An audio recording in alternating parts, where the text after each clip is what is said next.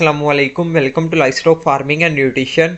Hair is Mohammad Mayer Zahid और आज की वीडियो में बात करेंगे कि आप अपने जानवरों के लिए खुद राशन कैसे बना सकते हैं। लोगों को भी पता है कि ईद उल अज़हा में सिर्फ और सिर्फ थोड़ा सा टाइम रह गया है, तो कुछ लोगों ने अपने घरों में भी जानवर रखे हुए हैं और कुछ लोगों ने अपने फार्म पे भी सेल आउट करने के लिए रखे हुए हैं।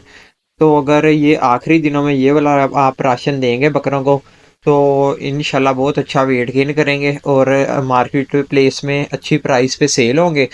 और अगर आपने घर में ही रखने हैं तो घर की कुर्बानी के लिए रखा हुआ है, ठीक है। तो फिर भी अगर ये वाला राशन देंगे तो उसकी मीट क्वालिटी बहुत अच्छी होगी, ठीक है। आपको हाई क्वालिटी और हाई टेस्ट मीट देखने को मिलेगा, क्योंकि इसमें जितने भी इंग्रेडिएंट्स इस्तेमाल हो रहे हैं ना, वो सारे ऑर्गेनिक हैं, ठीक है। जिनका कोई भी साइड इफेक्ट नहीं है और ना ही कोई ऐसा है कि जिसका टेस्ट खराब हो और जानवर उसको शौक से ना खाए। तो वीडियो शुरू करने से पहले आप सबसे रिक्वेस्ट है कि वीडियो को लाजमी एंड तक देखना और चैनल को लाजमी सब्सक्राइब कर देना, ठीक है। आपने आज से पहले कभी भी ऐसी वीडियो यूट्यूब पे तो कम से कम नहीं देखी होगी जिसमें आपको हर मिनरल की प्रोफाइल का बताया जाए कि कितने परसेंट कैल्शियम है, कितने परसेंट फास्फोरस है, कितने परसेंट मैग्नीशियम है, इसमें कितने परसेंट सोडियम है, कितने परसेंट पोटेशियम है, ठीक है। टोटल डाइजेस्टिबल न्यूट्रिएंट्स इसमें कितने हैं कि जो जानवर को हजम होंगे, ठीक है, सारे मतलब ज़ाया नहीं जाएंगे। टोटल डाइजेस्टिबल न्यूट्रिएंट्स वो कितने परसेंट है, सीपी कितनी है इसके अंदर, क्रूड प्रोटीन, एनर्जी कितनी है, एमई, इन सब के बारे में आपको इस वीडियो में मुकम्मल डिटेल से बताऊंगा कि इस राशन में कौन कौन सी चीज़ें कितने कितने परसेंट है। तो फार्मुलेशन को शुरू करते हैं। सबसे पहले आपको बता देता हूँ कि ये जो राशन है ना, ये 100 kg का राशन है और इसमें जो इंग्रेडिएंट्स यानी अज्जा यूज़ हो रहे हैं उनकी लिस्ट ये है। सबसे पहले हम मकई यूज़ करेंगे। मकई आपने ग्राइंड करवा लेनी है, ठीक है।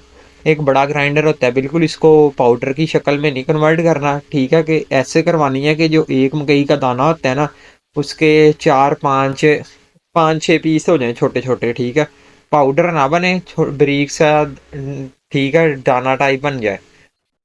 इसके बाद हमारे पास गंदम आ जाती है। गंदम को भी सेम ऊपर जैसे मकई ग्राइंड करवाई है वैसे ही करवा लेना है। इसके बाद कनोला मील आ जाता है। कनोला मील जैसे मार्केट से मिलता है वैसे ही ले लेना है।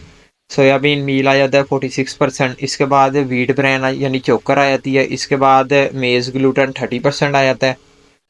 सोडा बाइकार्ब यानी जो आम घरों में इस्तेमाल होने वाला सोडा होता है, इसको सोडियम बाइकार्बोनेट भी कहते हैं, ठीक है। इसके बाद यीस्ट आ जाता है और फिर डीसीपी डाई कैल्शियम फास्फेट आ जाता है। इसके बाद मिनरल मिनरल मिक्सचर आ जाता है। अब बात करते हैं कि आपने ये सब चीज़ें यूज़ कितनी कितनी करवानी है और आपको इनका क्या बेनिफिट होगा।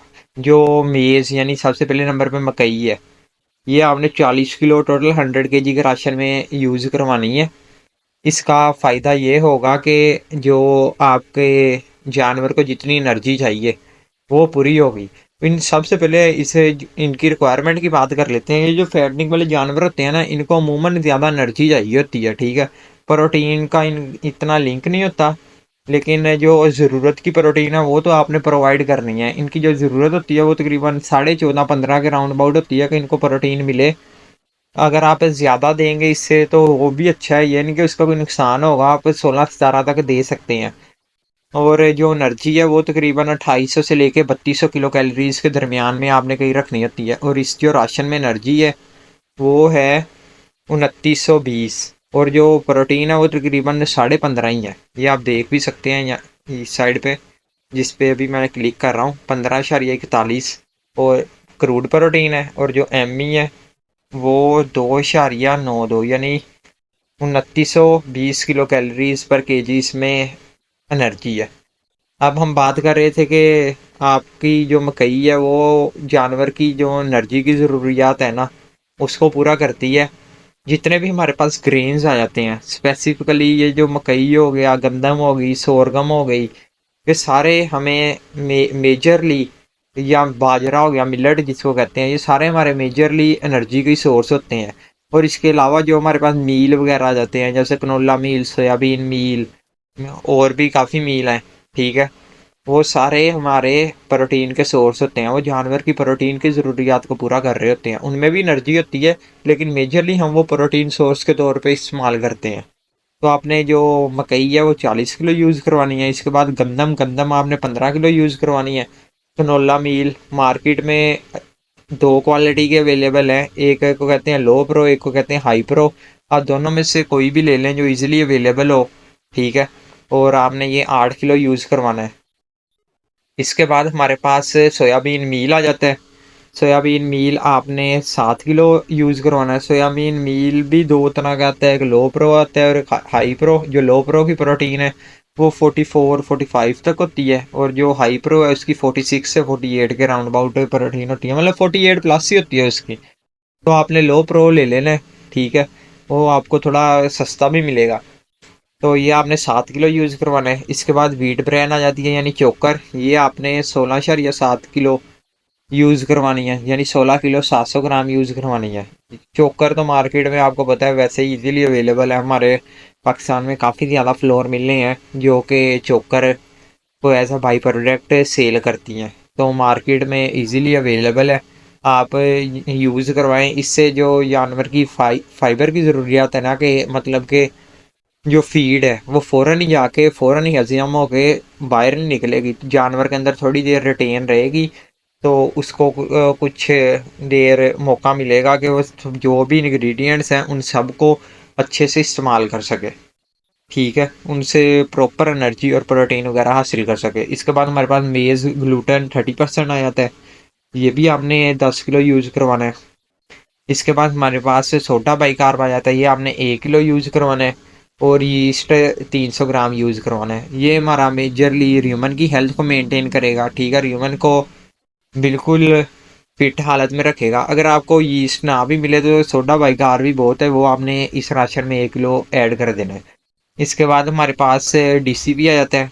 डीसीपी भी आपने 1 किलो यूज़ करवाना है। और लास्ट पे हमारा मिनरल मिक्सर आ जाता है, ये भी आपने 1 किलो यूज़ करवाना है। तो यहाँ तक हमारा ये 100 100 केजी का राशन जो है वो कंप्लीट हो जाता है, ठीक है। इसमें जो प्रोटीन है, जैसे कि मैंने पहले बताया, 15.5 के राउंड अबाउट इसमें एक क्रूड प्रोटीन है। और इसमें जो हमारे पास एनर्जी है यानी एमई, वो 2920 किलो कैलोरीज है, जो कि एक जानवर के लिए काफ़ी है। और ये आपका तकरीबन पैसे भी ठीक है बचाएगा, कम कीमत में ये आपका राशन तैयार हो जाएगा। और बेहतरीन राशन है, अगर आप जानवरों में यूज़ करवाएंगे तो बेहतरीन रिजल्ट आएगा, ठीक है। आपको 5-6 दिनों में ये महसूस होने लग पड़ेगा कि आपका जानवर जो है ना वो अच्छा वेट गेन कर रहा है। अब इसमें बात करते हैं तमाम इंग्रेडिएंट्स की, प्रोफाइल की, कि इसमें कौन कौन सी चीज़ें कितने कितने परसेंट है। सबसे पहले ड्राई मैटर पे आ जाते हैं, कि मतलब इसमें खुश्क मादा कितना है, वो 88.4 है। इसके बाद क्रूड प्रोटीन 15.4 है। ह्यूमन अनडिग्रेडेबल प्रोटीन ने ये रहने दे आपको। इसके बाद ईथर एक्सट्रैक्ट है, 3% इसमें फैट है। फैट के जो कंटेंट है ना वो 3% है, ठीक है। इनऑर्गेनिक मैटर जो है वो 7 है। रूड फाइबर जो है वो 5 है। टोटल डाइजेस्टिबल न्यूट्रिएंट्स 78.99 है। एनडीएफ 18 है। एडीएफ 7 है। स्टार्च जिससे हमें एनर्जी मिलनी है वो तकरीबन 50% है।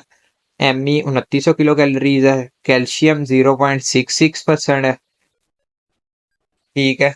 और इसके बाद हमारे पास मैग्नीशियम आ जाता है, वो 0.26% है। इसके बाद सोडियम है, वो हमारे पास 0.03% आ जाता है। इसके बाद हमारे पास पोटेशियम है, वो 0.82% आ जाता है। इसमें अभी जो कैल्शियम की वैल्यूज़ है ना, उसमें डीसीपी की वैल्यूज़ ऐड नहीं हुई।